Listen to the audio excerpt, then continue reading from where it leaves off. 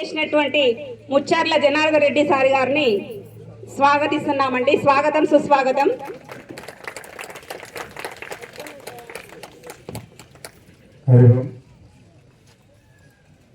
శ్రీ గురుభ్యో నమః. సద్గురు పరంపరకి అధిష్టాన దేవత క్షేత్రాధిపతి అయినటువంటి అష్టలక్ష్మి దేవికి హృత్పూర్వక ప్రణామాలు. ఈ కార్యక్రమాన్ని ఇంత భవ్యంగా దివ్యంగా జరపడానికి సంకల్పించినటువంటి ఒక చంద్రారెడ్డి గారికి హృదయపూర్వక మనస శిరస వారిని అభినందిస్తూ ఈ కార్యక్రమాన్ని విచ్చేసినటువంటి పూజ్య మహాత్ములకి మాతాజీలకి పెద్దలందరికీ కూడా హృత్పూర్వక ఓం నమో నారాయణ స్మరణలు తెలియజేస్తూ సనాతన ధర్మ పరిరక్షణ దాని గురించి ఈరోజు ఇక్కడ ఇంత విశేష పవిత్రమైనటువంటి ఒక క్షేత్రంలో ఇంత పెద్ద కార్యక్రమాన్ని ఏర్పాటు చేసినందుకు చాలా సంతోషం. సనాతనం అంటే ఏదో కొంతమంది ఏమనుకుంటారంటే ఏదో పాతకాలంలో పాత చింతకాయ పచ్చడి లాంటిది ఎప్పుడో పాతదని అనుకుంటారు. సనాతనం అంటే సదా నూతనమైనటువంటిది సనాతనం, నిత్య నూతనమైనటువంటిది సనాతనం. సనాతన పదానికి భగవంతుడు భగవద్గీతలో చక్కగా నిర్వచనం చేశాడు. అచేత్యోయం అదాహ్యోయం అక్లేద్యో శోషయేవచ నిత్య సర్వగతస్థాను అచలోయం సనాతన అంటూ భగవంతుడు భగవద్గీతలోనే చెప్పాడు. సనాతనం అనేటటువంటిది ధర్మము, అది ఎవరు వచ్చినా అది ఛేదింపబడేది కాదు, క్లేశింపబడేటటువంటిది కాదు, నశించేటటువంటిది కాదు. ఎవరు ఎంతమంది ఎన్ని రకాల వాళ్ళు మన భారతదేశం పైన దండయాత్రలు చేసి రకరకాల వాళ్ళు ఎంతోమంది ఎన్నో రకాలుగా హింసించడానికి మొత్తం కూడా మానేయడానికి ప్రయత్నాలు చేసినటువంటి వాళ్ళందరూ కూడా ఈ భారతదేశానికి మన హిందూ ధర్మానికి కాలక్రాంతులైపోయి మరి ఇప్పటికి కూడా మన సనాతన ధర్మం నిత్య నూతనంగా వెలుగొందుతుందంటే భగవంతుని చేత నిర్మించబడ్డటువంటిది భారతదేశం, మన హిందూ ధర్మం అన్నమాట. కాబట్టి మనం అందరం కూడా సనాతనమే అనేటటువంటి విషయాన్ని ఎవరు కూడా మరవలసిన పని లేదు. మరి వాళ్ళు చెప్పినటువంటి ఒక మరి సప్త భూమికల్లాగా 7 నియమాల్ని వాళ్ళు చక్కగా ప్రారంభించినారు. అందులో ముఖ్యంగా గో సంరక్షణ ఇవన్నీ జరగాలంటే ఈ సప్త భూమికల్లాగా ఒక 7 నియమాలు వాళ్ళు పెట్టుకున్నారు. అవి బాగుపడాలంటే 3 నియమాలు మనం పెట్టుకోవాలి. మనం బాగుపడాలంటే ముందు ఒడి, బడి, గుడి ఈ 3 బాగుండాలి. ఒడి అంటే తల్లి యొక్క ఒడి, చిన్నప్పటి నుంచే ఛత్రపతి శివాజీ వాళ్ళ తల్లిలాగా. అదేవిధంగా మరి ఎంతోమంది పూర్వం కూడా ఋషికులాలలో ఉంటూ మరి ఎంతోమందిని త్యాగవంతులుగా చేసినటువంటి మదారస లాంటి వాళ్ళు కూడా ఎంతోమంది మన భారతదేశంలో ఉన్నారు. మొట్టమొదటిలో మనం బాగుపడాలంటే తల్లి ఒడి బాగుండాలి. తల్లిదండ్రులు మంచి సంస్కారవంతులుగా ఉండాలి.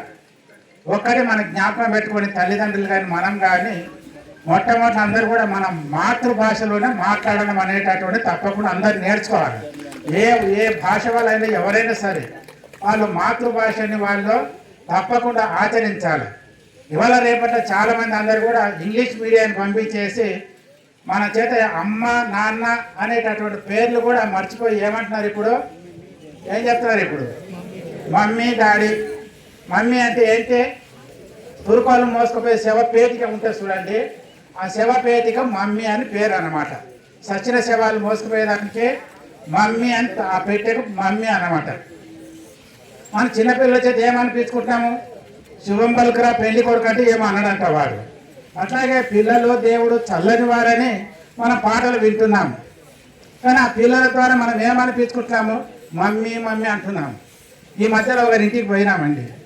పోతే ఆ చిన్న పిల్లోడు ఉన్నాడు, ఎల్కేజీ యూకేజీ ఎంతో చదువుతున్నాడు అనమాట. వాళ్ళ అమ్మ ఆ పిల్లోని కొడుతుంది వాడిని. అమ్మ ఎందుకు కొడుతున్నావని అంటే, వీడిని ఇంగ్లీష్ మీడియంలో వేసాడు, ఇప్పుడు 3 సంవత్సరాలు అయింది, వీనికి మమ్మీ డాడైన పాటలు రాలేసామంటుంది ఆ అమ్మగారు. మమ్మీ డాడనే మాటలు రాలేసామని కొడుతున్నాను చెప్తుంది. ఎంత దౌర్భాగ్యం చెప్పండి. కాబట్టి ముందు మన ఒడి అంటే తల్లి ఒడి బాగుపడాలంటే మన అమ్మ అంటే ఏంటి? అమ్మ అనే పదానికి ఎంతో అర్థం ఉంది. అక్షరాలలో మొట్టమొదటి అక్షరం ఏంటి? ఆ తోటి మన అక్షరాలు ప్రారంభం అవుతుందన్నమాట. మనం అక్షరాభ్యాసం చేసేటప్పుడు మన పూర్వకాలం దేంతో ప్రారంభం చేసేవాళ్ళు? అక్షరాభ్యాసాన్ని. అక్షరాభ్యాసం చేసుకునే వాళ్ళు ఉన్నారు ఎక్కడైనా? ఏదో ఏంటి వెళ్ళి ఇవంతా ఏవో మొట్టమొదటి నుంచే వచ్చినాయి కదా, దాని నుంచి ప్రారంభం అవుతుంది. ముందు అక్షరాభ్యాసం చేసేటప్పుడు మొట్టమొదటి ఏం రాస్తారు? ఓం నమ శివాయ సిద్ధం నమ అంటూ ఓంకారంతో మన అక్షరాన్ని మనం ప్రారంభం చేసేవారు. అట్లాగే మొట్టమొదటి క్లాసులలో అమ్మ, ఆవు, ఇటుక, ఈశ్వరుడు అనేటువంటి పదాలు ఉండేవి. ఇప్పుడు ఏం లేదన్నట్టు. ఇంగ్లీష్ వచ్చిన తర్వాత ఆర్ఏటి ర్యాట్, సిఏటి క్యాట్ అని మొదలుపెట్టారు. R A T rat, C A T cat. Cat రాటికి ఏం తేడా చెప్పండి? అంటే విరుద్ధమైనటువంటి పదాల్ని మనం నేర్పుతున్నాము. అట్లే కాకుండా పిల్లల్ని సంస్కారవంతులు చేయవలసింది మన తల్లి. మనం బాగుపడాలా. అదేవిధంగా కనీసం మనం ఫోన్లో మాట్లాడేటప్పుడు అయినా సరే అందరూ అలో అలో అంటున్నారు. అలో అనే పదాన్ని మానేసేయండి. జై శ్రీరామ్ ఓం అని చెప్పండి. ఏం చెప్పాలా? జై శ్రీరామ్ లేకపోతే ఓం అని చెప్పండి. ఇది మనం తప్పకుండా అందరూ కూడా ఆచరించవలసినటువంటి యొక్క విషయం అన్నమాట. కాబట్టి తల్లి బాగుండాలా. రెండవది బడి బాగుండాలి. మనం మంచి సంస్కారవంతుల్ని చేసేటటువంటి ఒక గురుకులాల్లో చేర్పించండి. అంతేగాని యూకేజీలు, ఎల్కేజీలు, కేజీలు పెట్టేసేసి వాళ్ళ చిన్నప్పటి నుంచే వాళ్ళ చేత కేజీలు మోపించేసి వాళ్ళ జీవితంలో అంతా లీకేజ్ అయిపోతుంది. అంత ఏం లేదు. వాళ్ళంతా కూడా కేజీలు కూడా మొదలు పెట్టారు. వాళ్ళ జీవితం ఏమైపోతుంది? లీకేజ్ అయిపోతుంది చివరికి వచ్చేసరికి. అట్లా కాకుండా మంచి సంస్కృతాన్ని నేర్చేటటువంటి యొక్క గురుకులాల్లో నేర్పించండి. సంస్కృతం ఎక్కడ నేర్పుతున్నారో అక్కడ వాళ్ళని చేర్పించండి. ఇప్పుడు మా వ్యాసాశ్రమంలో మరి మలయాళ స్వాముల వారు అక్కడ వేద పాఠశాల మొదలుపెట్టి సంస్కృతాన్ని ప్రారంభం చేసి 1000 మందికి విద్యార్థినిలని తయారు చేసినటువంటి ఒక వ్యాసాశ్రమము మరి ఈ మధ్యలో అంతా భ్రష్టు పట్టిపోయింది. అది కూడా ఇప్పుడు అంతా మళ్ళీ వెలికి వచ్చేటటువంటిది. అక్కడ అందరూ కూడా సంస్కృతం నేర్పించే వాళ్ళు. మేము కూడా అక్కడ ఉండి సుమారు 20 సంవత్సరాలు ఉన్నాం అక్కడ. వాళ్ళకి పిల్లలకి అందరూ కూడా యోగం నేర్పించే వాళ్ళం. సాయంత్రం కూడా భజన కార్యక్రమాలు నేర్పించే వాళ్ళం. ప్రార్థన నేర్పించే వాళ్ళం. ఏ కార్యక్రమం వచ్చినా కూడా దేశభక్తిని అన్నిటిని కూడా నేర్పించేటటువంటి వాళ్ళం. కానీ ఇక్కడ దురవస్థ ఒక దాని చేత వ్యాసాశ్రమంతో మూట పడిపోయి నానా రకాలుగా అయిపోయింది. దాన్ని సీఎం దృష్టికి తేవడం జరిగింది. అక్కడ బాగుపడతాయి.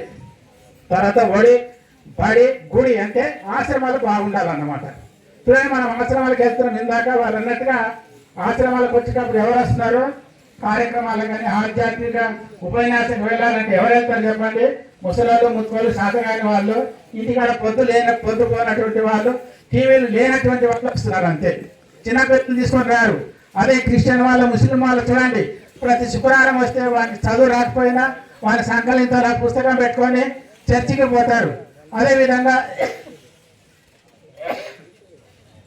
చదువు రాకపోయినా వాళ్ళకు తప్పకుండా మసీదులోకి తీసుకెళ్తారు. వాళ్ళు ప్రతి శుక్రవారం తీసుకెళ్ళి వాళ్ళ మసీదులో పూజా కార్యక్రమాలు చేపిస్తారు. వాళ్ళ ప్రార్థనలు నేర్పిస్తారు. మరి మనం ఎంతమంది తీసుకెళ్తున్నారు చెప్పండి? గుడులకి, బడులకి, ఆశ్రమాలకి.